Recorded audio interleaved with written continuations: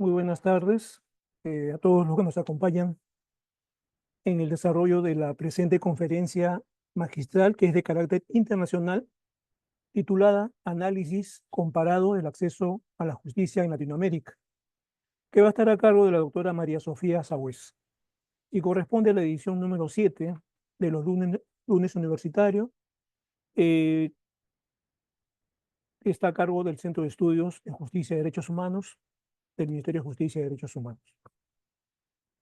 Previo al inicio de la conferencia, queremos agradecer a la doctora María Sofía Sagüez por permitirnos tenerla esta tarde compartiendo sus conocimientos con el público que nos acompaña virtualmente.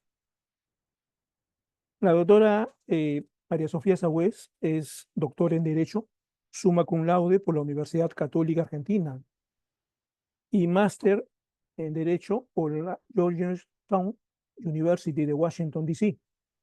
Es profesora en cursos de posgrado en universidades argentinas, la Universidad Austral, Universidad de Buenos Aires, Universidad Católica Argentina, Universidad de La Plata, entre otras.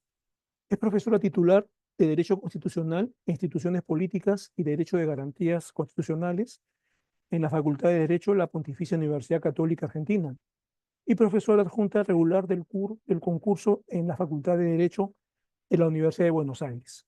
Es profesora invitada en numerosas universidades del exterior. Universidad de Bolonia, Italia, Universidad Alberto Hurtado de Chile, la Escuela de Derecho de Nueva York, entre otras universidades importantes de nuestro continente. Es expositora en numerosos congresos, seminarios y encuentros de nivel nacional e internacional. Ha publicado artículos, libros como Recursos Extraordinarios Federal, Aproximación a su diseño y actualidad, edición Hammurabi del 2017, y Suma Constitucional, Doctrina, Legislación, Jurisprudencia, en coautoría con Abelardo Perrot, Buenos Aires 2014. La doctora también tenemos con su reseña biográfica, es directora de la diplomatura en Derecho Constitucional Latinoamericano, entre otros méritos académicos y profesionales de nuestra distinguida expositora. Entonces, sin más, vamos a dejar en el uso de la palabra a la doctora María Sofía Sagüez para que inicie pues, a su conferencia en el tema sobre análisis comparado del acceso a la justicia en Latinoamérica. Adelante, doctora, por favor.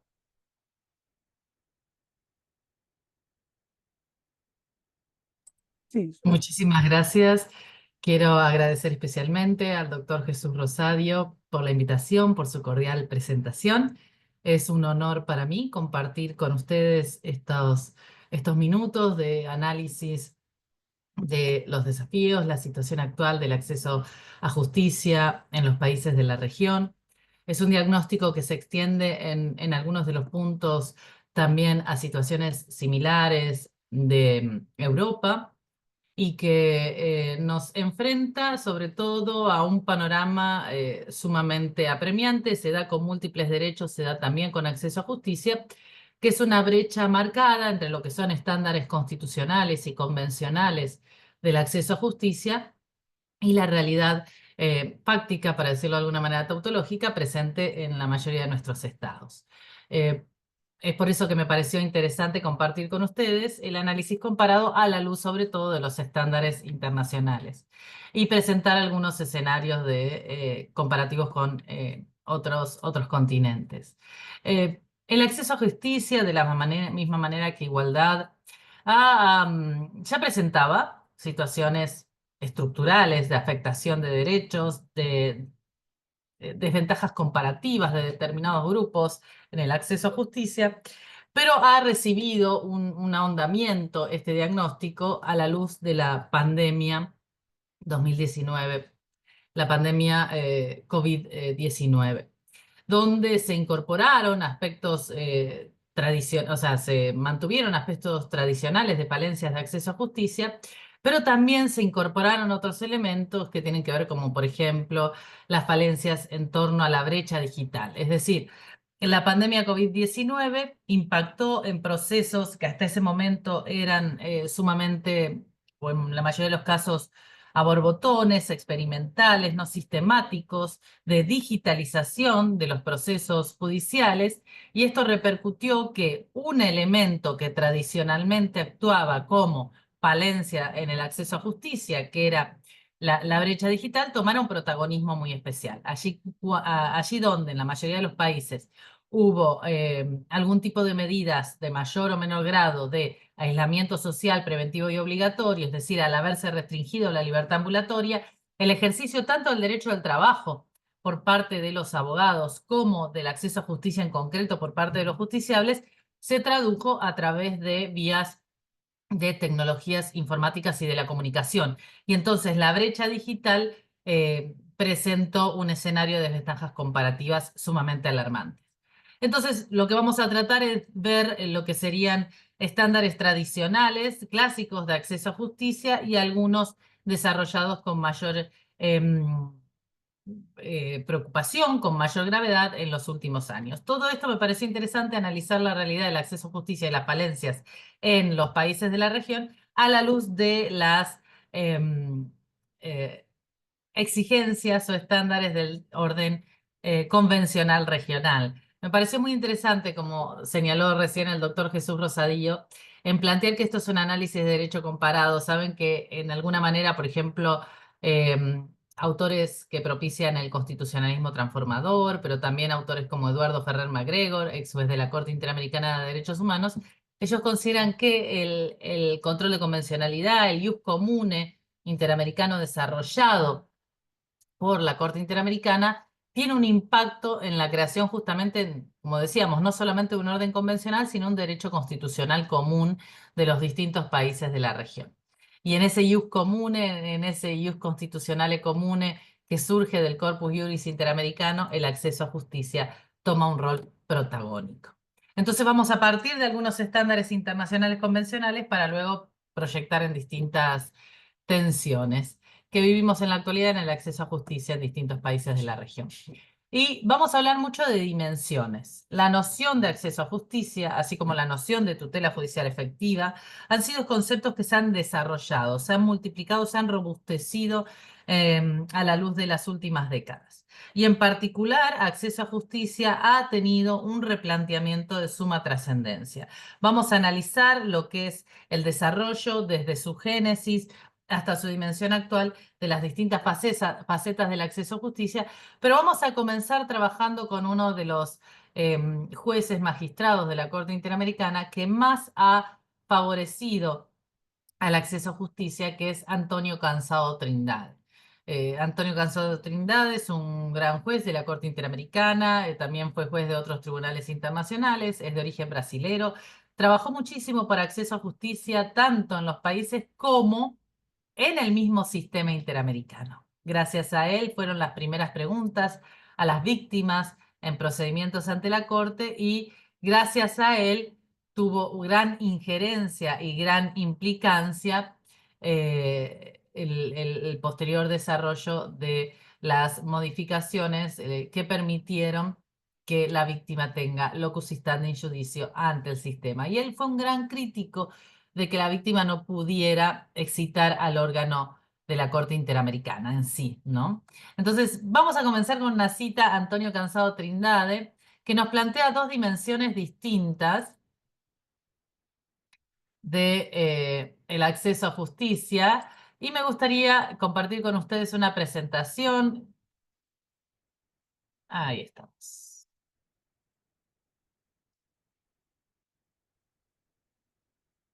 Bueno, entonces vamos a comenzar citando a Antonio Cansado Trindade.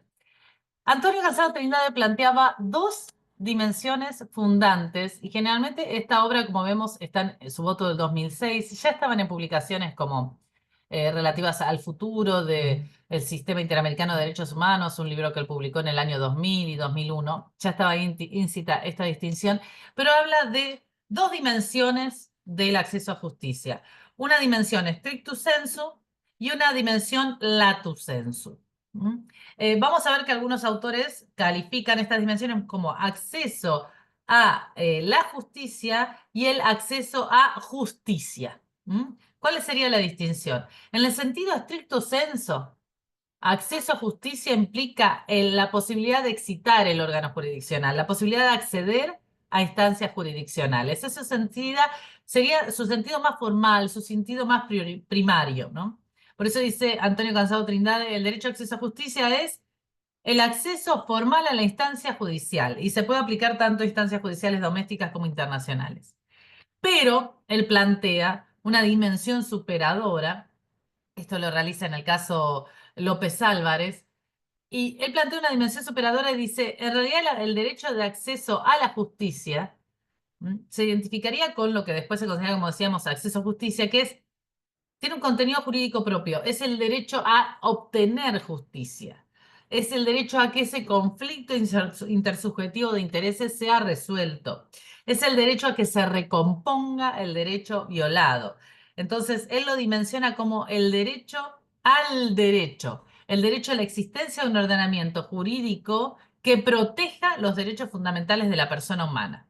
Es el derecho a la prestación jurisdiccional, esa sentencia justa que compone el conflicto, recompone el derecho y a la vez logra ser ejecutada. Y que es una sentencia que se dicta una vez respetado el debido proceso. Fíjense que este contenido que daba ya en el año 2006 Cansado Trindade se vincula con muchísimos casos sumamente actuales de acceso a justicia y tutela judicial efectiva que tienen que ver justamente con esta dimensión colectiva de la noción de justicia, dimensión institucional de la noción de justicia, esta vinculación entre acceso a justicia y debido proceso, que es algo intrínsecamente necesario, como plantea la Corte Interamericana, etc. Entonces, una noción estricto sensu, que sería el acceso a la justicia como aparato jurisdiccional, y el acceso en una dimensión lato sensu, que es el acceso a justicia en cuanto a protección de derechos a través de un ordenamiento jurídico.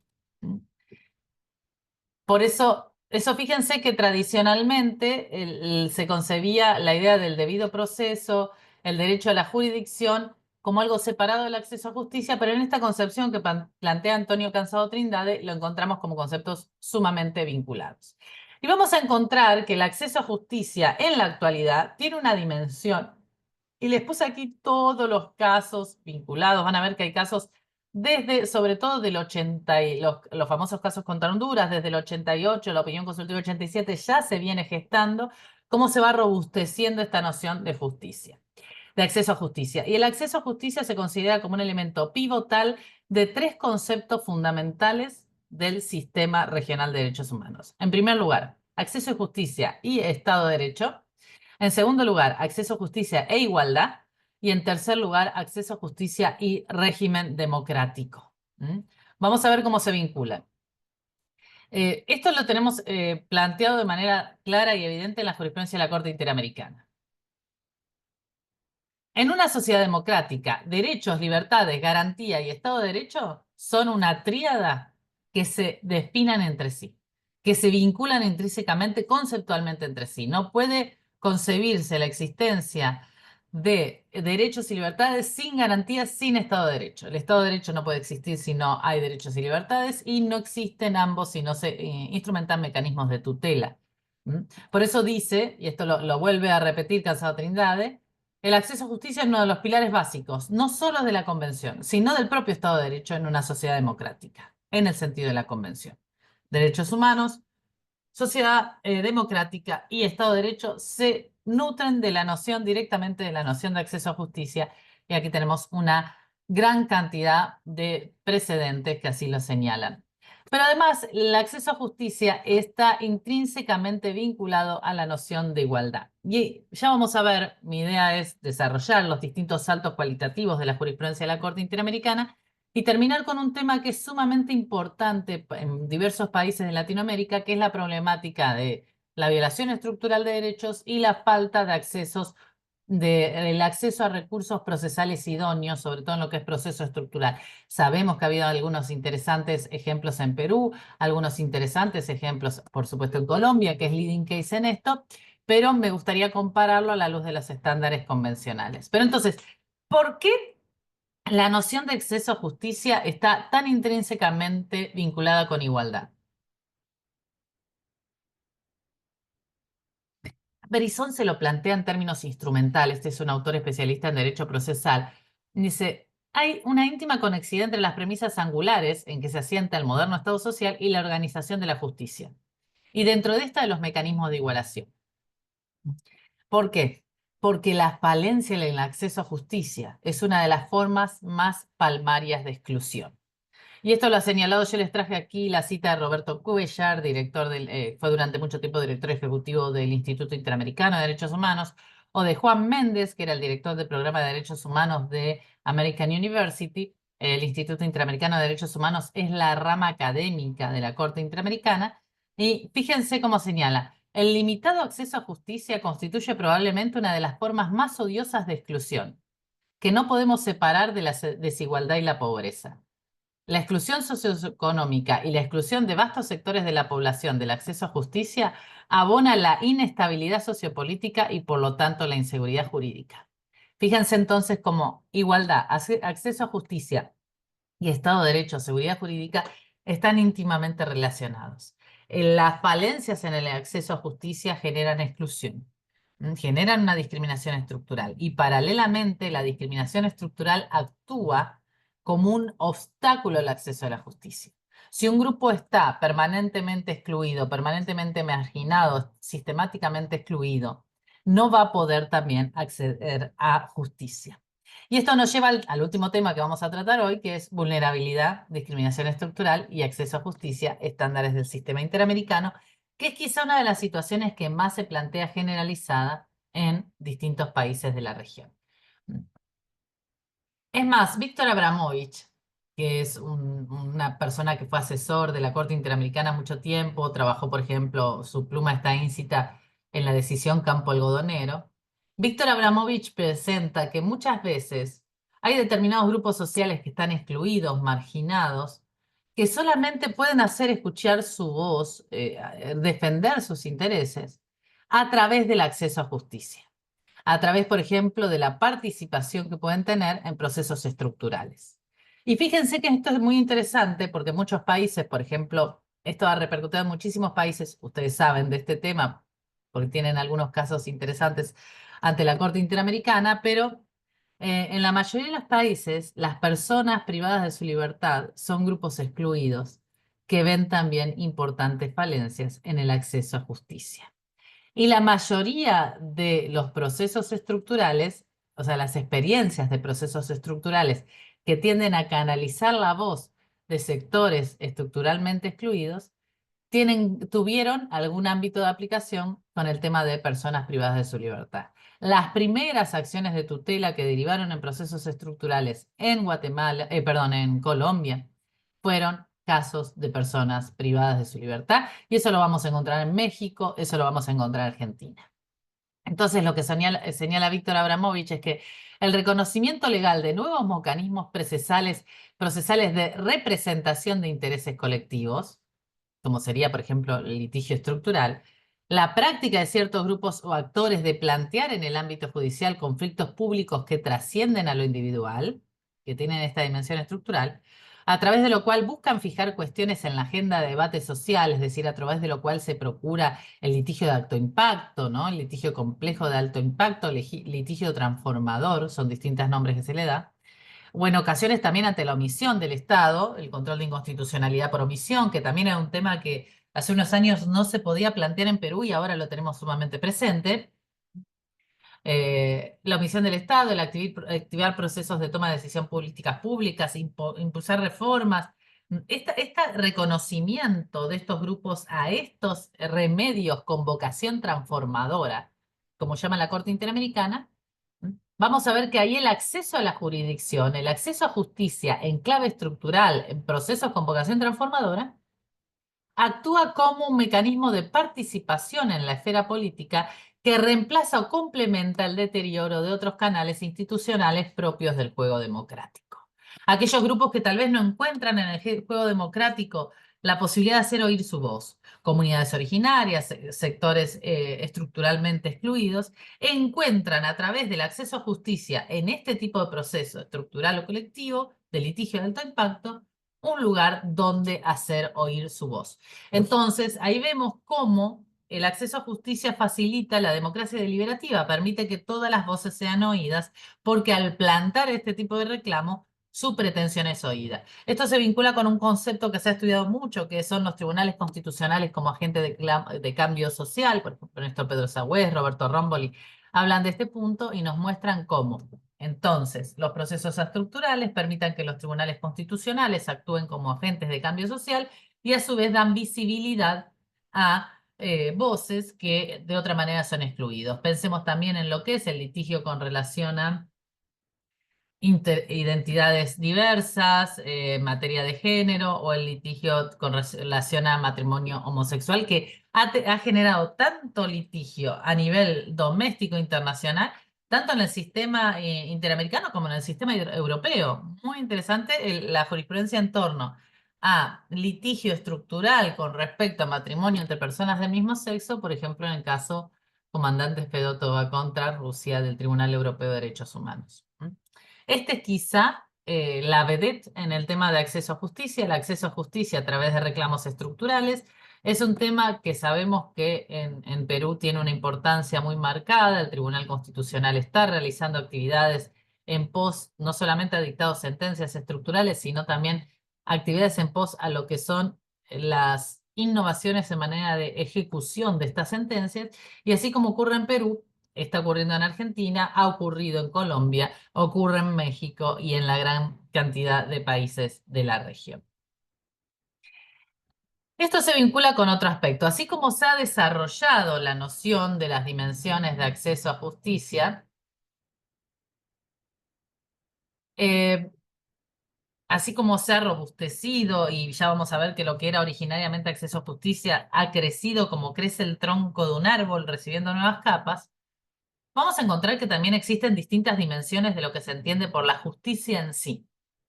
Y el impacto que esto tiene en los habitantes y en los derechos fundamentales. Se habla de una primera dimensión individual de garantía de la justicia en sí, que corresponde al judiciable que se acerca al proceso. Esa dimensión individual tiene que ver con el debido proceso, el acceso a justicia en clave individual, el ser, el que tu proceso sea conocido por un juez imparcial, imparcial, independiente, la bilateralidad de la prueba, etc. Hay una dimensión individual que tiene que ver con los derechos del judiciable en el debido proceso. También hay una dimensión institucional que tiene que ver con el juez, el derecho del juez a no ser atacado en su imparcialidad, en su independencia, a no ser sometido a un mecanismo de destitución inconvencional. Toda esta jurisprudencia de la Corte Interamericana de esta dimensión lo apoya mucho en lo que es la jurisprudencia de la Corte Interamericana en relación a juicio político, destitución de magistrados. Tenemos gran caudal de jurisprudencia en torno a ese punto, ¿no? Entonces, la justicia en sí tiene la dimensión individual de la perspectiva del justiciable y la dimensión institucional desde la perspectiva del juez. Pero aparece una tercera dimensión que sobre todo se ha trabajado en los casos contra Venezuela, que es la dimensión colectiva de la justicia en sí. No ya como el derecho del justiciable a que su juez sea imparcial, imparcial, independiente y actúe en base al debido proceso. No solo el derecho del juez a no ver interferencias en su imparcialidad, imparcialidad e independencia, sino también el derecho de la sociedad a contar con una justicia imparcial, independiente, accesible, como un elemento estructural fundamental del Estado de Derecho. La dimensión colectiva de la justicia y su independencia y su imparcialidad. Y esto es muy interesante porque se ha trabajado muchísimo, así como en su momento se habló de la dimensión individual y colectiva de la libertad de expresión, no solamente del que puede ejercer la libertad de expresión, sino, o de no ejercerla si elige eso, sino también la dimensión colectiva del debate democrático que se ve nutrido cuando existe libertad de expresión y que se ve detraído cuando no lo existe. De la misma manera, ahora tenemos la dimensión colectiva de la justicia que se ve nutrida cuando los jueces pueden actuar con imparcialidad e independencia y que se ve detraída como bien social, como en su dimensión colectiva, cuando se detraen estas características o cuando se afecta el acceso a justicia de manera sistemática. Y esto es muy interesante porque incluso en algunos países, por ejemplo en el caso de Argentina, ha habido litigio iniciado en pos de los derechos, la dimensión colectiva del acceso a justicia. Ha habido litigio, por ejemplo, en torno a cómo debe organizarse la selección de magistrados. No iniciado ese litigio por un magistrado o un candidato, sino por el Colegio de Abogados. La dimensión estructural, la dimensión colectiva del acceso a justicia como bien social, que puede incluso dar lugar a un litigio estructural. Y esto es muy interesante en un momento como el presente, donde los mecanismos de selección de los magistrados es un tema tan cuestionado en los países de la región, sobre todo a la luz de la situación de México, pero también a la luz de la reciente situación que ocurrió el año pasado con relación a la selección de magistrados en Bolivia a través de la elección popular. Pero yendo al México, que es el tema en debate, el tema porque sabemos que ahora en México se ha modificado el mecanismo de selección de magistrados, se está realizando todo un procedimiento de renovación de los cuadros judiciales escalonados, pero que va a llegar a la renovación de 8.000 jueces y que implica, por un lado, una inscripción, luego un sorteo, una declaración de idoneidad y luego un sorteo y finalmente una contienda electoral de los magistrados, nos plantea de qué manera eso afecta no solamente el derecho de los justiciables, no solamente el derecho de los jueces a ser imparciales, sino de todo el sistema del Estado de Derecho mexicano al afectarse la independencia y la parcialidad de la justicia. Entonces, las dimensiones de la justicia también repercuten en las dimensiones del acceso a justicia, que nos exige concebirlos ya no como el justiciable que quiere ir a buscar una respuesta jurisdiccional, sino como un elemento imprescindible de todo el sistema. Ya no solamente, claro. Bien. Aquí les había puesto lo esencial de la independencia del Poder Judicial como condicionamiento del Estado de Derecho. Pero vamos al punto específico, que calculo que fue el objeto de la invitación. El punto específico que tiene que ver con esta idea del acceso a justicia en sentido estricto. La posibilidad de que cualquier persona, independientemente de condición, tenga la puerta abierta para acudir a los sistemas de justicia si se lo desea, a sistemas, mecanismos e instancias que permitan la recomposición de sus derechos, la composición de conflictos. Esta es la noción básica y primaria de acceso a justicia. Vamos a encontrar que existen múltiples obstáculos. Generalmente existen distintas variables de clasificación de los obstáculos. El Instituto Interamericano de Derechos Humanos realizó un trabajo muy interesante en el año 2000 sobre clasificación de los obstáculos en el acceso a justicia.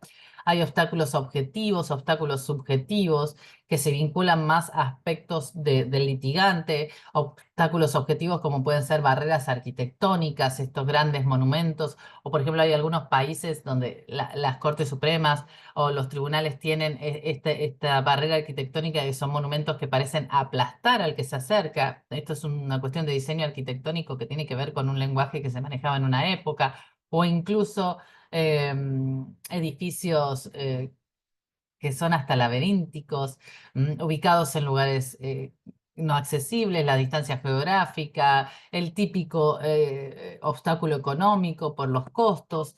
Pero quizá los obstáculos más graves que se presentan en la región tienen que ver con elementos subjetivos o socioculturales y mucho tiene que ver con la falta de legitimación del Poder Judicial. La falta de legitimación social del Poder Judicial actúa como un obstáculo cultural importante en el acceso a justicia porque los habitantes sienten que no tiene sentido, no tienen incentivos para buscar la protección por parte de tribunales. Y esto es importante. En el caso de Argentina, el nivel de legitimación social del Poder Judicial no alcanza niveles aceptables o satisfactorios. Por el contrario, estamos hablando aproximadamente del 70% de la población en una encuesta realizada en el 2024 considera que el Poder Judicial no es suficientemente independiente. Estamos hablando de cerca del 40 y pico, dice que no es suficientemente independiente, el otro dice directamente que no es independiente, pero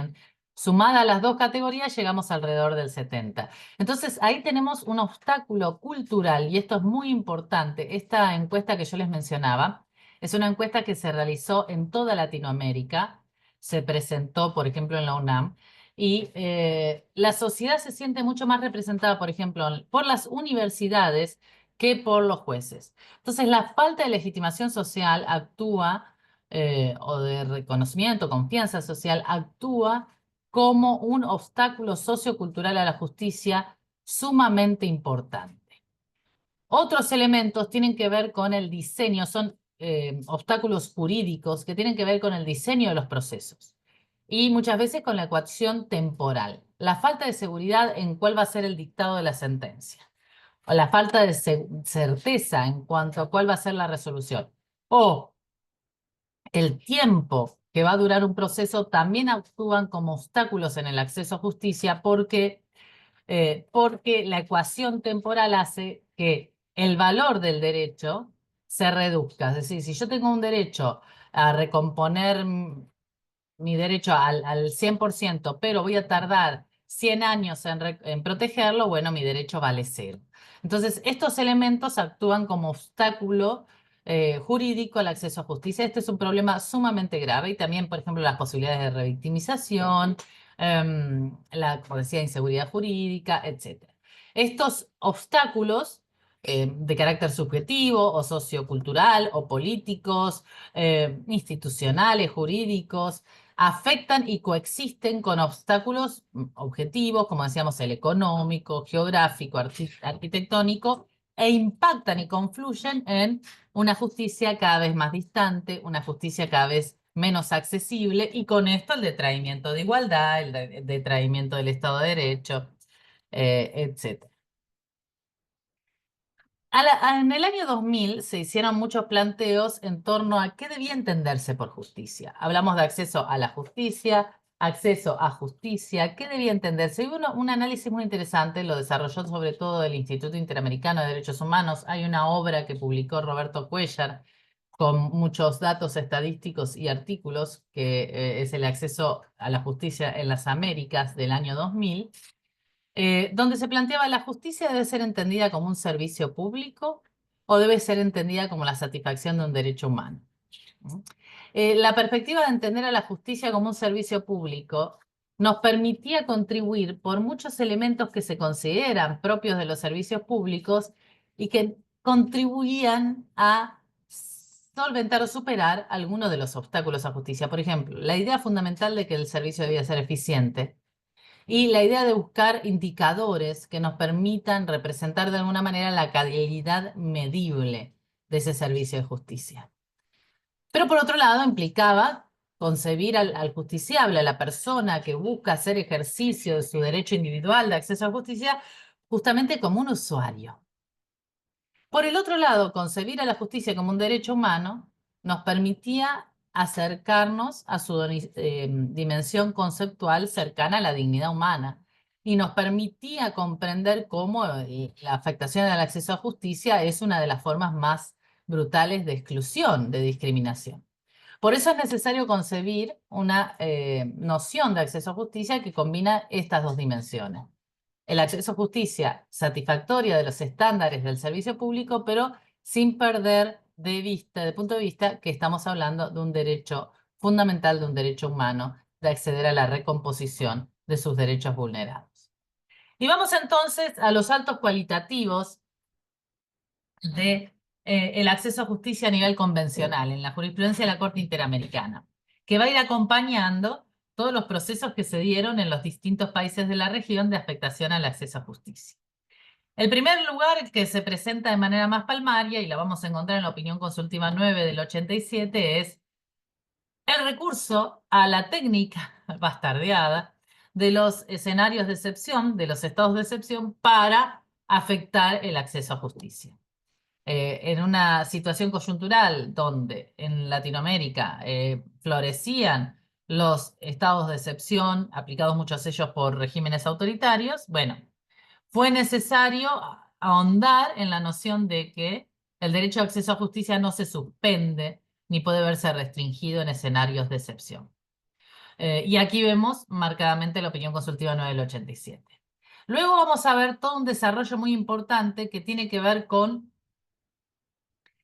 la dimensión de acceso a justicia en términos de efectividad. empieza a dotarse de efectividad y se analiza el acceso a justicia frente a falencias económicas, el acceso a justicia cuando en un país existe un temor generalizado por parte de defensores o por parte de abogados en articular algún tipo de recursos, como habeas corpus, etcétera. Y finalmente el tema es tomado en Velázquez Rodríguez con relación al habeas corpus, específicamente frente a desaparición forzada de personas. El tercer punto que quiero tratar es cómo la Corte Interamericana robustece la noción de acceso a justicia al plantear el acceso a justicia vinculado al debido proceso, como dos elementos interrelacionados en la lectura sobre todo del artículo 8 y artículo 25 de la Convención Americana de manera íntimamente relacionada. Después vamos a ver una línea jurisprudencial que, bueno, en Perú son padres, que es derecho de acceso a justicia y verdad, que desarrolló a la luz de Barrios Altos un impacto muy fuerte en muchos países latinoamericanos, para finalmente concentrarnos en un punto que a mí me parece que es el punto más trascendente en la actualidad, que es acceso a justicia, vulnerabilidad, acceso a justicia y estereotipos culturales discriminatorios. Esas son las líneas que me gustaría trabajar.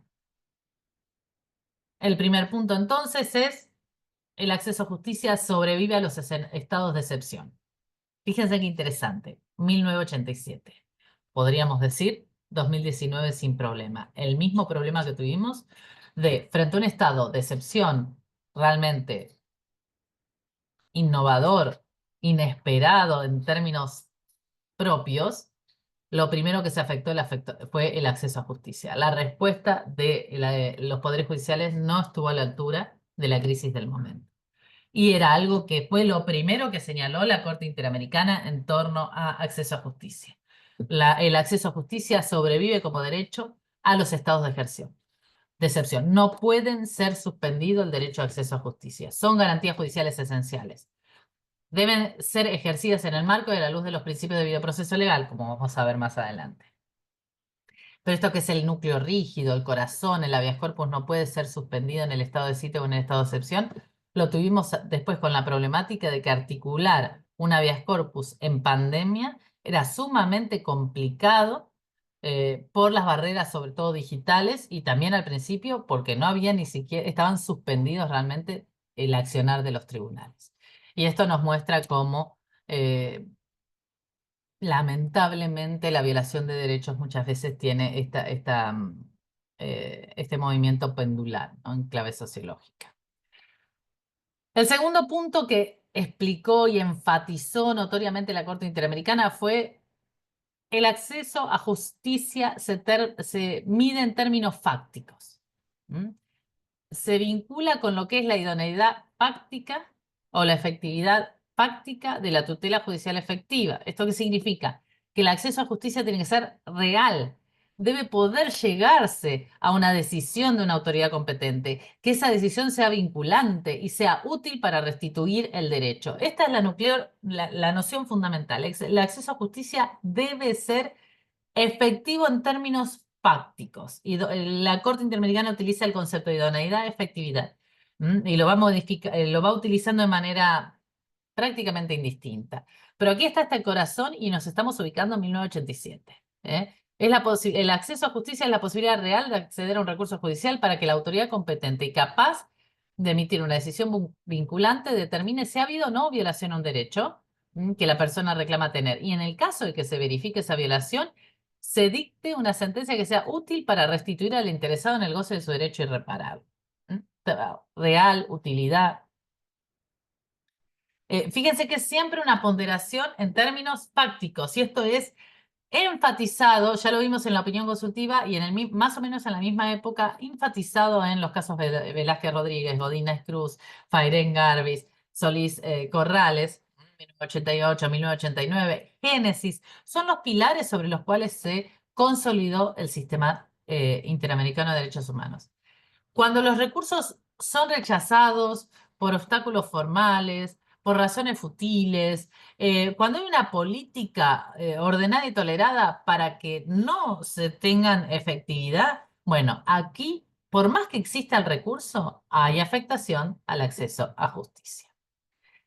Un tema que es muy interesante, que lo vamos a también ver, y que tiene que ver con la afectividad en términos concretos, reales, es qué ocurre con las crisis económicas. Este es un tema que ha sido muy presente en distintos países de Latinoamérica, que son las barreras económicas, los obstáculos económicos, porque sabemos que muchos estados de excepción también tienen que ver con la excepción en materia de emergencia económica, donde se ha pretendido restringir ya sea el acceso a justicia, restringir la posibilidad de la revisión judicial frente a decisiones administrativas, todo en basamento a emergencias económicas.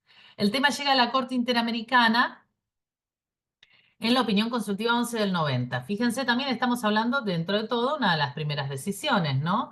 Y se planteaba si era necesario o no agotar recursos internos cuando la persona no tiene recursos económicos para superar los costos o cuando no tiene la posibilidad de acceder a asistencia jurídica.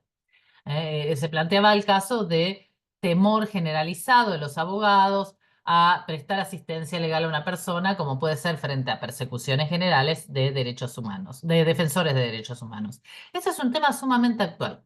La persecución de defensores de derechos humanos sigue siendo una materia de sumamente importante de preocupación de la Corte Interamericana y lo vemos como algo generalizado, por ejemplo, en México y en distintos países. Em, Fíjense qué actualidad de las dos situaciones que planteaba ya la opinión consultiva del 90. Obviamente la respuesta de la Corte es no es necesario agotar recursos internos cuando hay una afectación por falta de solvencia económica, por la posición económica. ¿Por qué? Porque eso genera discriminación. Discriminación por su condición social. ¿No? Hay una afectación directa al 1.1. ¿Mm? Entonces, se trabaja mucho en la solución de la asistencia a través de, o sea, la superación de esta violación al acceso a justicia a través de la asistencia jurídica gratuita. De vuelta aparece la Defensoría Pública como protagonista en la superación de obstáculos en el acceso a justicia. Una defensa pública accesible, capacitada, estratégica, etcétera. Pero básicamente, fíjense qué interesante que hay una vinculación nuevamente entre acceso a justicia y discriminación. Y es muy interesante también la barrera sociológica o psicológica en el acceso a justicia cuando los abogados tienen temor a asumir la defensa de determinadas causas por potenciales represalias del gobierno, etcétera. Estas filminas quedan a disposición de ustedes. Fíjense cómo en las citas de la jurisprudencia de la Corte vamos a encontrar ya que aparecen nociones de Estado de Derecho, democracia, etc. Otro punto que es muy importante en la jurisprudencia es que solamente podemos hablar de satisfacción de acceso a justicia cuando el procedimiento al cual se accede es un procedimiento que va a satisfacer las garantías del artículo 8º. O sea, solamente podemos hablar de acceso a justicia cuando esa justicia es acompañada por el debido proceso. Y ustedes van a encontrar que la Corte lo que hace es considerar violentadas el artículo 8º en los términos del 25 o el artículo 25 en los términos del artículo 8º. Hay una lectura interrelacionada entre lo que son las garantías del debido proceso del artículo 8º y el derecho a la protección judicial, que es ese derecho a contar con un remedio, con una reparación, con una vía jurisdiccional de protección. Es el derecho al acceso a justicia en sentido lato. Generalmente cuando se refiere al artículo 25 se lo concibe como el amparo interamericano. ¿Por qué? Porque se habla de que toda persona tiene derecho a un recurso sencillo y rápido. Entonces nos remite a la figura del amparo. Sin embargo, el artículo va mucho más allá. Dice, toda persona tiene un derecho a un recurso sencillo y rápido o a cualquier otro recurso efectivo ante los jueces o tribunales para que ampare la violación de sus derechos. Entonces, todo proceso jurisdiccional queda comprendido dentro de este derecho al artículo 25 a la protección judicial y todo proceso debe ser efectivo. ¿Mm? Fíjense, ya en Velázquez Rodríguez la Corte venía haciendo ese link. El Estado está en la obligación de proveer recursos judiciales efectivos a las personas que aleguen de ser víctimas de violaciones. Esos derechos deben ser sustanciados de conformidad al artículo 8º, al debido proceso, y todo ello dentro de la obligación general de garantizar el libre y pleno ejercicio de los derechos reconocidos por la Convención sin discriminación. Le agregaría ese punto. Y estas pautas se aplican a todo tipo de proceso. Si bien el artículo octavo se titula Garantías judiciales, la Corte lo ha aplicado, lo ha ampliado incluso en Vaina Ricardo, a todo tipo de proceso que restrinja derechos, que puede ir desde el juicio político hasta la justicia administrativa, lo que es el elenco de garantías mínimas del artículo octavo de la Convención. Es un alcance amplio el debido proceso, lo vamos a encontrar en Vaina Ricardo, Ibcher, Bonstella, Claude Reyes, etc. Y van a multiplicarse entonces, a la luz de la jurisprudencia de la Corte Interamericana, las obligaciones de los estados. Desde la obligación negativa de no impedir o obstaculizar el acceso a justicia hasta la obligación positiva de organizar, desarrollar con eficiencia el aparato institucional, dotar de cargos a esos órganos. Este es un tema sumamente actual, ustedes lo saben y ha pasado en Perú, la problemática del Tribunal Constitucional y la falta de designación de órganos, de jueces que ocupen que ocupen ese lugar de órgano persona y no solamente órgano institución, pero ahora estamos viviendo, por ejemplo, en el caso de Argentina, una situación similar. De la Corte Suprema de 5 miembros, tenemos solamente 3 miembros nombrados. Entonces, organizar, dotar de eficiencia al aparato institucional que permitan que los justiciables puedan acceder y remover los obstáculos normativos, sociales o económicos que impiden o limitan la posibilidad de acceder a la justicia. No deben interponerse trabas a las personas para que acudan a los jueces. Cualquier medida estatal que dificulte ese acceso a justicia, como puede ser, por ejemplo, una inequitativa distribución, imposición de costas, que no esté justificada en necesidades razonables, debe entenderse como una afectación a la convención. Y esta obligación se mide no solamente en la dimensión técnica, la disponibilidad técnica de recursos idóneos, de remedios idóneos, sino también práctica, como habíamos visto desde Velázquez Rodríguez. Y ahí tenemos una temática que es sumamente importante, sumamente desarrollado, que es la conceptualización por parte de la Corte Interamericana de la noción de recurso idóneo. Entonces, yo voy a tener satisfecho el acceso a justicia, tutela judicial efectiva en la medida en que los recursos que haya establecido el Estado, creado el Estado y mantengan funcionamiento del Estado, sean idóneos. Piensen que el concepto acá de recurso idóneo va de la mano con el concepto de recurso efectivo. Por otro lado, los recursos que no satisfacen esa situación o ese diagnóstico, ya sea son recursos inexistentes porque no existe determinada vía procesal, por ejemplo en Argentina no existe el amparo contra decisiones judiciales, o bien son recursos ilusorios. Existen en su diseño, pero ya sean términos procesales, técnicos o fácticos, no logran recomponer el derecho. Para que el recurso sea idóneo, debe ser accesible y debe tener el diseño procesal pertinente para defender ese derecho.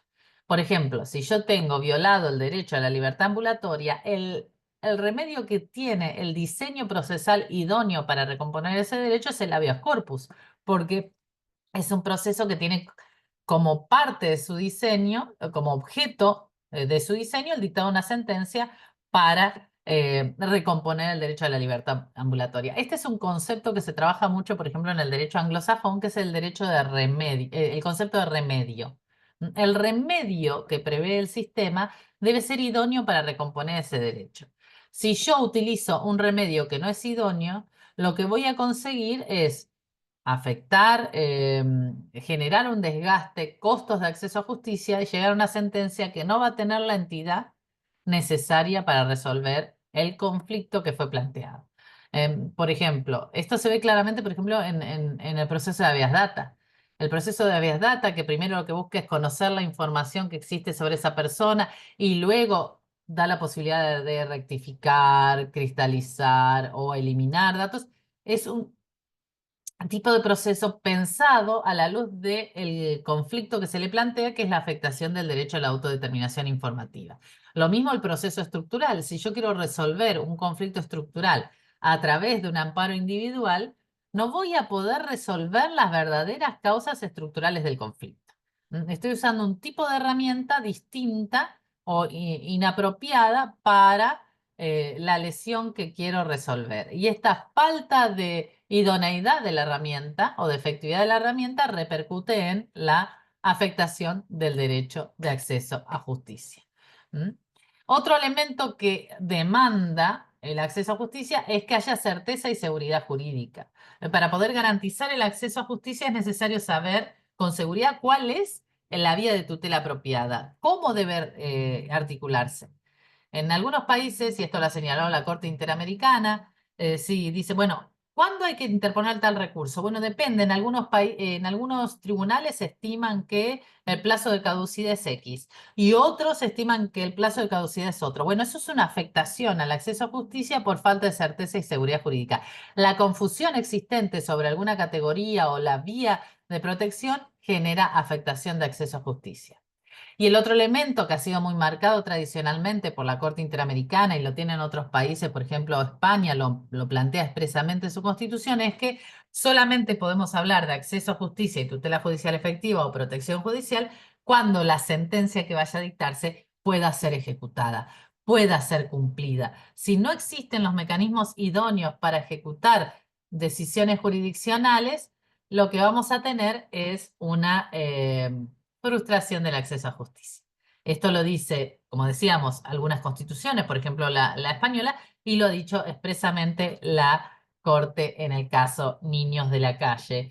Y en realidad es un problema gravísimo porque la gran mayoría de decisiones que tienen impacto social y que tienen eh, repercusión en términos de vulnerabilidad estructural, son decisiones que no logran ejecutarse, donde la jurisdicción enfrenta políticas públicas omitidas, etcétera. Entonces, esto es un problema muy grave en la actualidad. De hecho, no existe a nivel comparado herramientas plenamente satisfactorias de ejecución de decisiones estructurales. Se ha trabajado en estas sentencias programáticas, sentencias con planes, con pautas de acción, con órdenes de ejecución continuada, multisectoriales, etcétera, pero no hay hoy en día una respuesta que garantice esa ejecución. Entonces, recordar que en términos del artículo 25, lo que es tutela judicial efectiva y acceso a justicia, el derecho al recurso o al remedio tiene una concepción genérica, que es el derecho al recurso efectivo, que abarca cualquier tipo de proceso, que es la capacidad de producir el resultado para que el proceso o la garantía fue concebida, y eso es genérico, se aplica para todo tipo de proceso, y un derecho específico a un recurso sencillo y rápido, la acción de tutela, la acción de amparo, y según o sea, en el caso de ustedes, proceso de cumplimiento, etcétera, todas las variables, que va a ser una especie que también debe respetar esa característica de efectividad que se declaman de los otros. Es decir, el 25 no se aplica solamente al amparo. Bien. Perdón, acá hay un error de tipeo, les pido disculpas.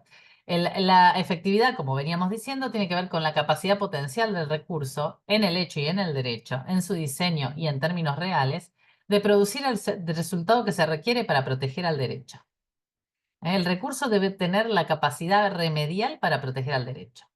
Y esto se evalúa en términos generales, que no haya miedo en el país, que no haya una situación de inseguridad jurídica, o en términos particulares, el recurso del justiciable A frente a la violación X. Y también en dimensiones teóricas, como decíamos, o prácticas. Veamos, por ejemplo, recurso ilusorio en general. Ya lo decía la opinión consultiva 9 del 87. No pueden considerarse efectivos aquellos recursos que, por las condiciones generales del país, o incluso particulares de un caso, resulten ilusorios. Ello puede ocurrir, por ejemplo, cuando la inutilidad ha quedado demostrada por la práctica, porque el Poder Judicial carece de la independencia, porque no actúa con imparcialidad, porque no tiene medios para ejecutar o cualquier otra situación que configure una denegación de justicia. Y esto, fíjense que ya lo había dicho en el 87, perdón, lo repite en el caso de Juan Humberto Sánchez contra Honduras. No pueden considerarse efectivos recursos que por condiciones generales del país en cuestión o por circunstancias particulares son ilusorios. Dimensión teórica. Este es un tema complejo y no siempre se ve, por eso yo quería insistir. Eh, Puede ocurrir la afectación al derecho a un recurso efectivo en términos teóricos, se da cuando no existe ese recurso. Cuando directamente no se prevé en el ordenamiento o se excluye a un grupo en la posibilidad de articular ese recurso, ¿no? Eso lo conocemos del caso Loaiza-Tamayo, una infracción general y clara por omisión del recurso. Pero también puede ser por la capacidad de producir, en términos teóricos, el resultado para que él fue concebido. Si yo considero que el habeas corpus no concluye con una orden de disponer la libertad, lo que voy a tener es una afectación del derecho el artículo 25, o en el marco del artículo 25, en su dimensión teórica. También algunos autores dicen, hay afectación a la efectividad del recurso si no se asegura la no repetición de actos lesivos. Si no me evita que me vuelvan a detener y me vuelvan a afectar mi libertad. Y, por ejemplo, en el caso de sentencias de reparaciones, la dimensión teórica exige que el tribunal, de acuerdo a sus ámbitos de competencia, diga cómo se va a pagar, qué se va a pagar, quién va a pagar, cuándo va a pagar. Es decir, que la sentencia tenga los elementos para ser ejecutada. Esto en la dimensión teórica. Fíjense, por ejemplo, el derecho a acceso a la información, necesitamos que sea, que garantice celeridad, que exija una respuesta denegatoria fundada. Hay aspectos específicos que tienen que ver con la idoneidad teórica de cada recurso frente a cada derecho.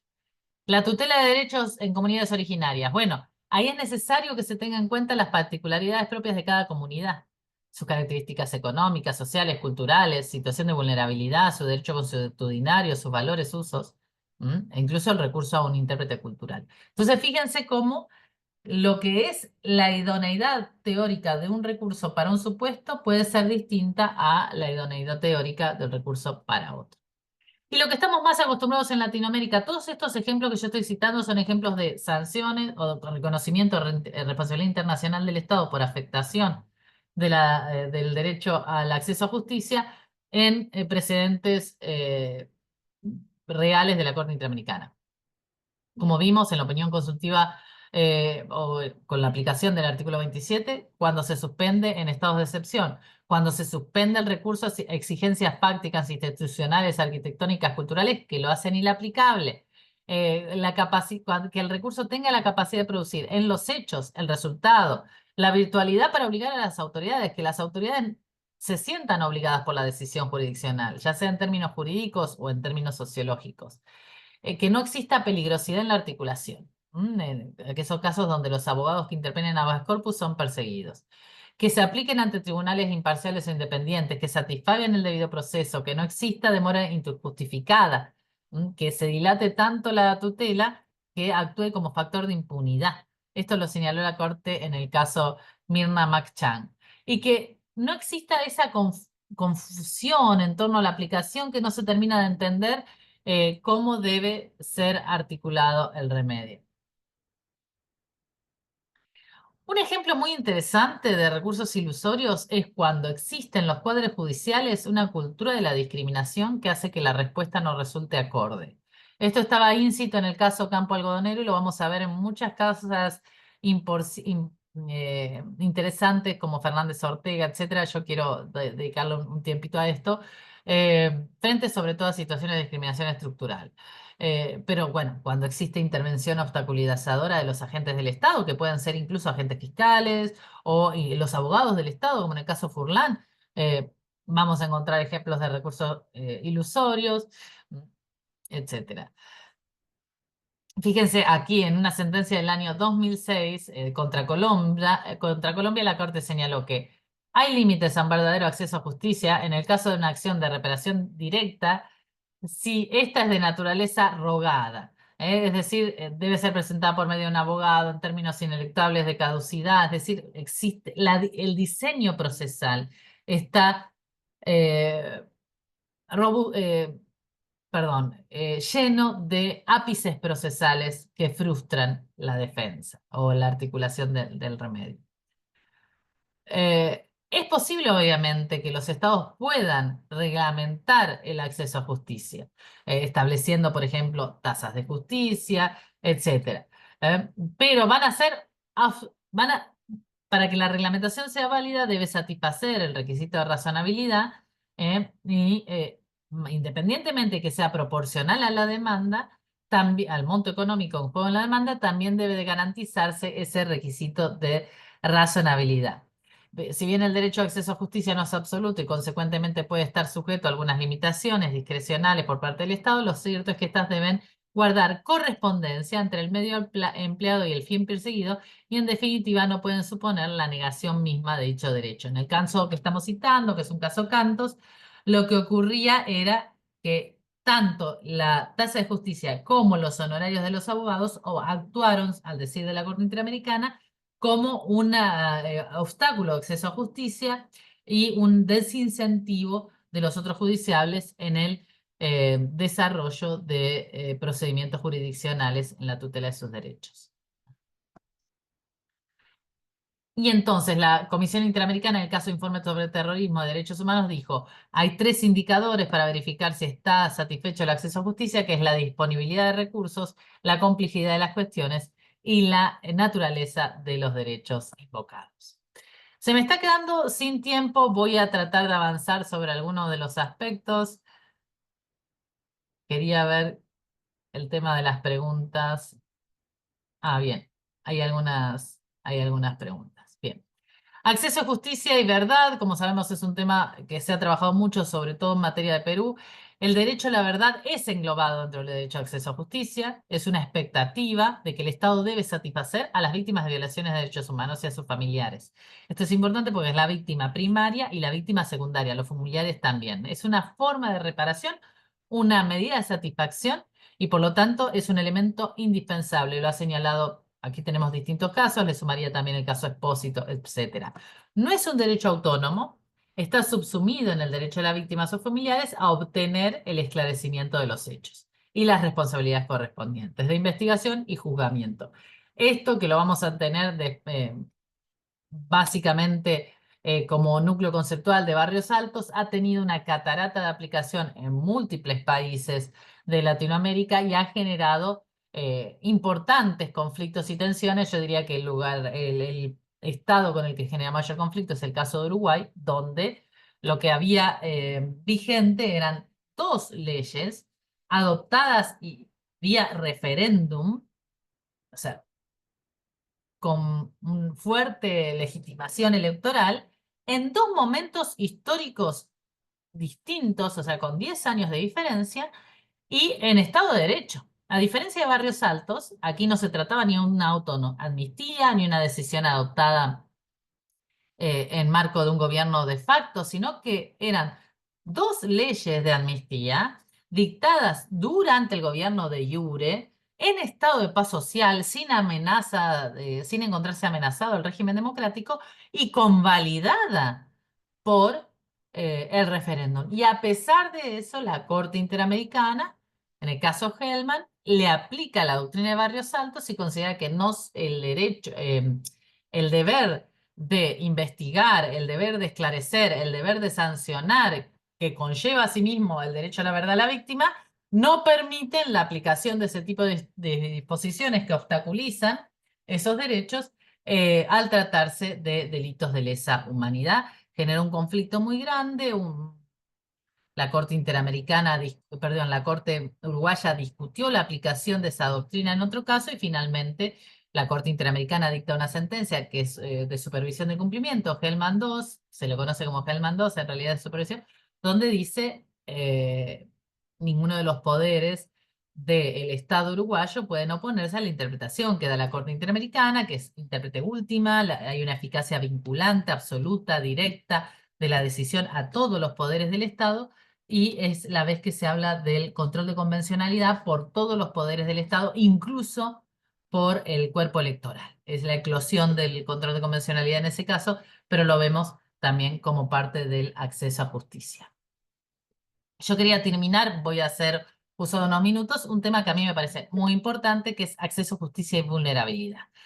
Cómo se combina la noción actual de discriminación, que abarca discriminación interseccional, discriminación multisectorial y discriminación estructural, con la problemática del acceso a justicia. Son 2 conceptos íntimamente relacionados. Ya la Corte Interamericana lo viene planteando desde la opinión consultiva 18 del 2003, donde tuvo mucha importancia la acción de Antonio Cansado Trindade, ese juez que citábamos en en el primer lugar, y donde la Corte analizó, como decíamos, condición jurídica y derecho de los migrantes indocumentados. Vean la actualidad del tema en, en, en América, en Estados Unidos, en Europa, la problemática de la condición jurídica y derechos de migrantes indocumentados y su acceso a justicia es un tema sumamente actual, jurisprudencia de la Corte del 2003, y la Corte consideró que la negativa a prestar un servicio público gratuito de defensa legal a personas sin recursos era una vulneración del debido proceso y el del derecho a la protección judicial efectiva, ya que se impedía que se haga valer los derechos en juicio. Pero me parece muy interesante que en ese caso es la primera vez que la Corte empieza a mirar patrones estructurales de exclusión. No solamente la situación de la víctima X, sino patrones estructurales de exclusión geográficos, históricos, económicos, sociales, de marginación, en este caso a los migrantes. Y ahí se va enfatizando, como habíamos visto antes, cómo los servicios jurídicos de asistencia gratuita, una defensa efectiva, una defensa calificada, una defensa idónea, una defensa convencionalizada, es un elemento imprescindible como vía de superación del acceso a justicia. Y esto lo vamos a tener en muchísimos casos de la Corte Interamericana que se proyectaron a lo largo del tiempo. El acceso a justicia de vulnerabilidad también la vemos en la opinión consultiva 11/90 cuando se habla de indigencia. En esta opinión consultiva 18 que acabamos de señalar. En Fairen, Garbi y Solís Corrales, donde los obstáculos políticos ahondan esa situación de exclusión de estos grupos. Y me interesa mucho a mencionar la problemática de la frustración al acceso a justicia cuando se dan patrones o estereotipos culturales de discriminación.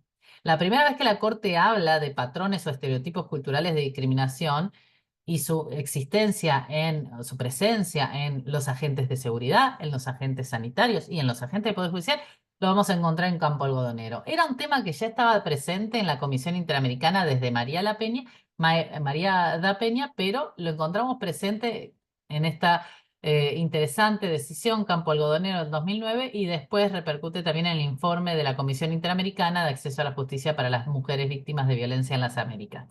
La influencia de patrones socioculturales discriminatorios puede dar como resultado una descalificación de la credibilidad de la víctima durante el proceso penal, una asunción tácita de su responsabilidad de los hechos, ya sea por su forma de vestir, por su ocupación laboral, por su conducta sexual previa, lo cual se traduce en la inacción por parte de fiscales, policías, jueces, que detrae el acceso a justicia. Fíjense que la primera vez que se habla de cultura de discriminación es este fallo.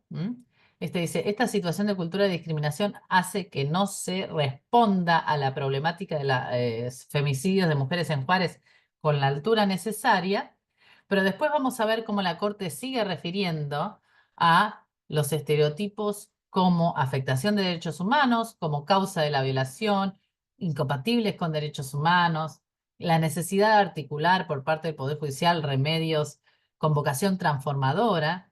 Fíjense lo que dice Natala Rifo, ¿no? En la reproducción de estereotipos que están asociados a la discriminación estructural histórica que han sufrido, en este caso, minorías sexuales, genera que algunas de las reparaciones deban tener vocación transformadora, de tal forma que tengan un efecto no solo sustitutivo, sino también correctivo, que desarticulen los estereotipos y prácticas que perpetúan la discriminación. ¿Vieron? Fíjense lo que se espera del Poder Judicial, que desarticule estereotipos culturales discriminatorios en la sociedad.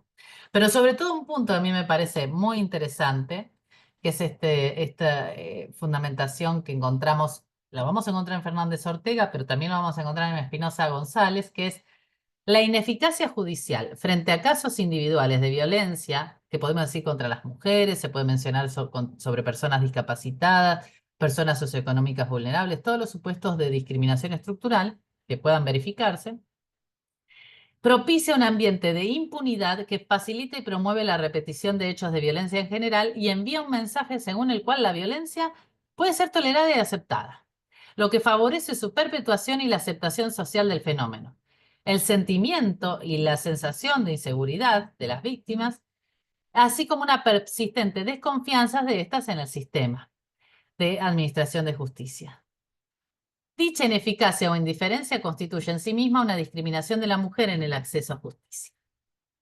la discriminación del grupo vulnerable en el acceso a justicia cuando se replican estereotipos culturales discriminatorios en los miembros del Poder Judicial, de tal manera que o no se le da la reacción que corresponda o directamente no se brinda el tipo de tutela necesaria. Y esto genera, yo diría dos palabras, encubrimiento o complicidad del Poder Judicial en la violencia que se verificaba. Fíjense lo que señala la Corte Interamericana en el caso López Soto contra Venezuela. La Corte ha reconocido que los prejuicios personales y los estereotipos de género afectan la objetividad de funcionarios estatales encargados de investigar las denuncias que se les presentan, influyendo en su percepción para determinar si ocurrió o no un hecho de violencia, en su evaluación de la credibilidad de los testigos y la propia víctima. Los estereotipos distorsionan las percepciones y dan lugar a decisiones basadas en creencias preconcebidas y mitos en lugar de hechos, lo que a su vez puede dar lugar a la denegación de justicia, incluida la revictimización de los denunciantes. Fíjense cómo acá se da la vinculación entre acceso y debido proceso. La revictimización, evitar la revictimización es un elemento nuclear del debido proceso cuando estamos frente a personas en vulnerabilidad, y la falta de cumplimiento de esos estándares repercute en la falta de acceso a justicia. También lo podemos aplicar en debida diligencia, por ejemplo, en caso de femicidios, en lo que es la tutela, la custodia del lugar de comisión de los hechos. La falta de cumplimiento de estándares de tutela judicial efectiva repercute como obstáculo de acceso a justicia. Bien. Por eso es importante que seamos conscientes de una herramienta fundamental que existe en nuestra región, que son las 100 reglas de Brasilia sobre acceso a la justicia de las personas en condición de vulnerabilidad, donde tenemos múltiples supuestos y múltiples herramientas concretas para aplicar en el día a día, que además son de génesis jurisdiccional, los mismos jueces la dictaron, ellas la redactaron, entonces es muy importante. Y finalmente, el Acuerdo de Escazú, que en muchos países tiene jerarquía constitucional o jerarquía supralegal. Por ejemplo, en Argentina es supralegal, en otros países constitucional, pero que ya está vigente el Acuerdo de Escazú de acceso a la justicia a las personas en condición de vulnerabilidad, donde se habla el principio de no discriminación en clave estructural, se define a las personas o grupos en situación de vulnerabilidad como aquellas que están en especiales dificultades para ejercer con plenitud el derecho de acceso reconocidos en el acuerdo.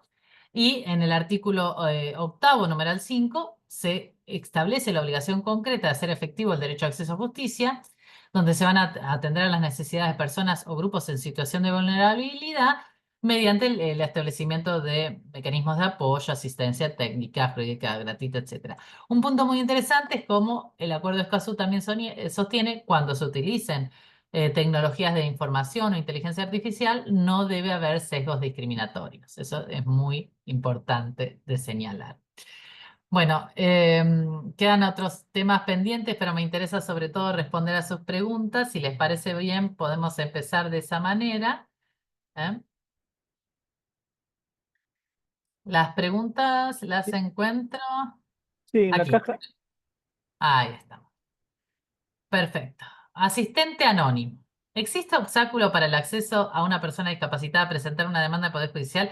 Es específico a una persona con mínima visión. ¿Puede firmar la demanda sin contar curador y apoyo? Si es así, el Poder Judicial la va a admitir en dicho trámite. Mire, nosotros tuvimos un planteo específico en Argentina, una demanda estructural de personas eh, que también presentaban esa situación de la no previsión de mecanismos idóneos para satisfacer el acceso a justicia de las personas con discapacidad visual. Era un escenario particular, porque era un escenario, fue durante la pandemia, donde no había otra vía de acceso a justicia que no sea digital, y la Corte había instrumentado una serie justamente de software, de mecanismos de expediente digital y de acceso a justicia, pero había omitido la previsión de contratar el software necesario que permita a las personas con discapacidad visual acceder al uso de las tecnologías de comunicación, que además es un software que existe, no es necesario grande, no es que lo tiene que desarrollar el Poder Judicial, existía. Bueno, obviamente en ese caso se hizo lugar a esa tutela, es decir, hay interesantes antecedentes donde se hizo lugar a esa tutela, a ese remedio estructural, y la Corte terminó por contratar lo que debería haber hecho, obviamente, porque afectaba no solamente el acceso a justicia de la persona del justiciable, sino también el ejercicio de la función profesional del abogado no vidente. Entonces había múltiples opciones de afectación. O sea que lo que usted está planteando sí se ha satisfecho en el derecho comparado. Por otro lado, usted tiene la convención que tutela los derechos de las personas con discapacidad, también tienen herramientas que obligan a lo que se denomina el principio de adaptabilidad de las formas. Tradicionalmente, y esto es muy interesante en términos de discapacidad, porque lo señala, por ejemplo, la Corte en Furlan, donde también se analiza la situación de un menor discapacitado. El principio de instrumentalidad de las formas antes se concebía como el principio de instrumentalidad objetivo. ¿Esto qué significa? Yo adecuaba el proceso a la naturaleza del derecho. Si lo que tenemos es una pretensión alimentaria, tiene que ser rápida, porque si no la persona no puede comer. Hoy en día se habla de dos conceptos, instrumentalidad objetiva e instrumentalidad subjetiva. Adaptar el proceso a la luz del sujeto vulnerable que busca la tutela. El principio de instrumentalidad objetiva, perdón, ya está totalmente asimilado, incluso por los códigos procesales. El principio de instrumentalidad subjetiva, algunos códigos procesales lo tienen, otros no, el código modelo para Iberoamérica lo tiene, pero es importante su canalización no solamente frente a su previsión legislativa, sino sobre todo como imperativo convencional. Si yo tuviera que argumentar en el sentido que el asistente anónimo pregunta, citaría a Furlan y plantearía instrumentalidad subjetiva, afectación, en este caso, eh, del acceso a justicia de las personas con discapacidad para que no, para que se permita a esa persona acceder de manera idónea. Eh, Usted está planteando ahí dos opciones de justicia de acompañamiento: que la persona pueda firmar la demanda sin el curador y sin el apoyo. En algunos casos excepcionales se prevé esta idea de justicia de acompañamiento. ¿Qué significa? Yo no debo suplir a la persona con discapacidad. Se le debe apoyar cuando sea necesario o cuando esa persona lo pida, y si no, puede manejarse dentro del marco de sus habilidades.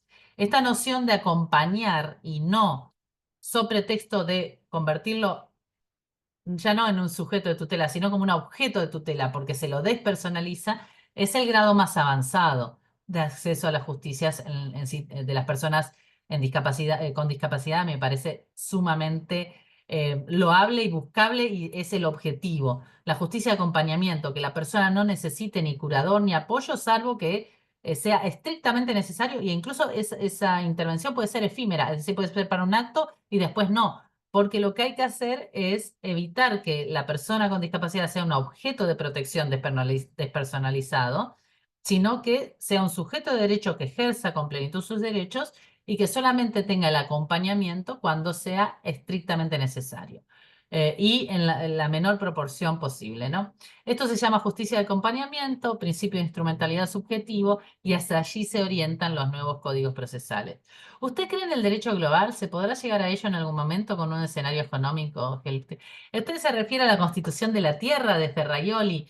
Yo creo en el respeto, yo creo en la diversidad, creo en el pluralismo, Car. Creo que es importante escuchar distintas voces. Creo que si nos escuchamos distintas voces y distintas posiciones, se mejora la calidad de la decisión.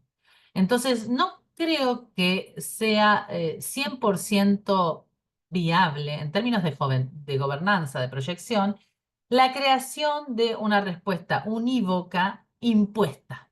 ¿Mm? Creo en la construcción cooperativa de estándares de derechos humanos. Por eso me parece que, así como la Corte Interamericana tiene un rol protagónico en el control de convencionalidad, los operadores locales también tienen un rol protagónico, Tribunal Constitucional, etcétera, en introducir a este diálogo sus propias dimensiones en la protección de derechos. Creo que estamos muy lejos de una constitución de la tierra de Ferraioli, pero obviamente es muy humilde. No quiero, no pretendo yo disentir con alguien que plantea una idea tan utópica, pero deseable, ¿no? En el escenario actual no lo veo como algo tan viable. ¿Era posible que el plan de control territorial en El Salvador luche contra las marras sin vulnerar sus derechos procesales e incluso penitenciarios? Qué pregunta, ¿no? Qué pregunta.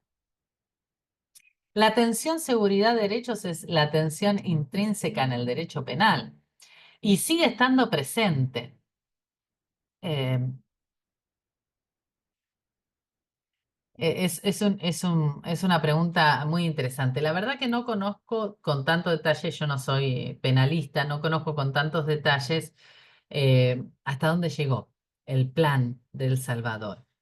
Pero sí es importante que cuando nosotros hablamos de la ponderación de derechos, sobre todo cuando estamos hablando de derechos del imputado frente al Estado, pero también derechos de la víctima y derechos de la sociedad, es importante encontrar mecanismos para no aniquilar ninguno de ellos. ¿Mm? Eso sería importante. ¿Qué tal proteccionista es el derecho constitucional en la región para la población migrante y refugiada según su criterio? Me parece que es un problema que llamó la atención necesariamente en el año 2003 y que a pesar de ello no se ha resuelto. Es importante cuando usted lo señala como en la región, pero fíjense cómo se ha proyectado a nivel Europa. Hay algunos mecanismos ahora, incluso, por ejemplo, en España se ha dictado un proyecto donde aquellos extranjeros residentes, aunque tengan la residencia legal, deben pagar el 100% de impuestos si compran un inmueble. O sea, deben pagar el mismo costo del inmueble en términos de impuestos. O sea, es un mecanismo económico de exclusión. No necesitamos ver cosas como la que ocurre en Estados Unidos. Eh, Hay otro tipo de afectaciones de la población migrante y refugiada en distintos países que también deben ser tenidos en cuenta. Sin embargo, para mí, Génesis Han, el problema es que el derecho, el ordenamiento jurídico no está preparado para la discriminación estructural. Recién la estamos viendo ahora, cuando la discriminación tiene múltiples causas. Y si usted me pregunta, ¿cuál es la causa de la situación de los migrantes? No hay una sola. Son múltiples causas que se relacionan entre sí de manera sistemática sostienen entre sí, como dice Leon Fuller, de manera policéntrica. O sea, no hay una sola causa, hay múltiples causas que repercuten en la situación de exclusión o discriminación estructural de los migrantes, los refugiados, especialmente mujeres y niños migrantes y refugiados.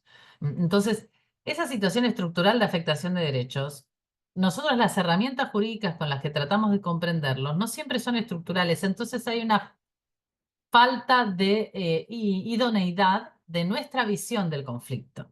A la luz de Campo Algodonero y de otra jurisprudencia reciente, se han desarrollado mecanismos más,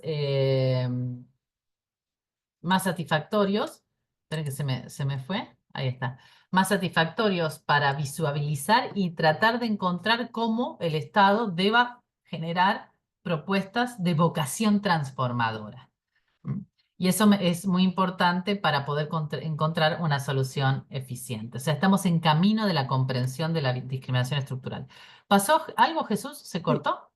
sí, doctora, lo que pasa estamos en tiempo ya de de Ah, límite de, ¿no? que nos permite, digamos, el sistema de la claro. conferencia. Y más bien quería aprovechar este último minuto para agradecerle realmente en nombre de las más de 1000 personas que han participado en esta conferencia por, digamos, haber compartido pues, sus conocimientos al respecto, ¿no? Y bueno, creo que en un tiempo tan corto realmente nos ha ampliado tanto sobre el acceso a la justicia, los obstáculos, todo lo que la Corte Interamericana, digamos, se ha pronunciado al respecto y el ámbito, digamos, de este derecho fundamental. Mil gracias nuevamente por habernos acompañado en esta oportunidad y ojalá pues, que el tiempo nos permita contar con su participación próximamente. Ay, ¿Eh? Jesús, bueno, perdón, no le vi el mensaje porque cuando doy conferencia no miro el reloj ni el teléfono. Le pido mil disculpas. Para No, mí ha no, sido para un nada. Para placer. Espero haber estado a la altura, espero les haya resultado interesante y nos De vemos todas pronto, maneras. Jesús. Muchas Muchas gracias. gracias, muy amable. A también a los Un abrazo participantes, enorme. le agradecemos también por acompañarnos. Muchas gracias y hasta la No, por próxima. favor. Hasta luego.